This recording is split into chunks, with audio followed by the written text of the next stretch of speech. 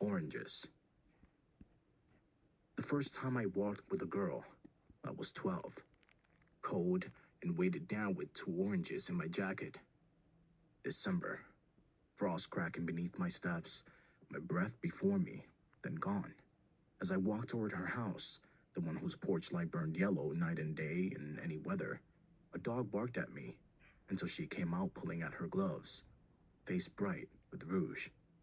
I smiled, touched her shoulder, and led her down the street across a used car lot in a line of newly planted trees until we were breathing before a drugstore. We entered, the tiny bell bringing a sales lady down a narrow aisle of goods.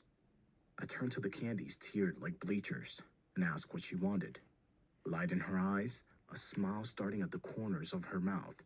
I fingered a nickel in my pocket, and when she lifted a chocolate that cost a dime, I didn't say anything.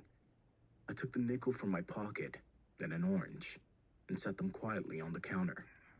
When I looked up, the lady's eyes met mine and held them, knowing very well what it was all about.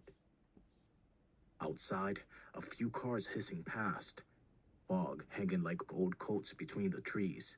I took my girl's hand in mine for 2 blocks, then released it to let her unwrap the chocolate. I peeled my orange that was so bright against the gray of December that from some distance, someone might have thought I was making a fire in my hands.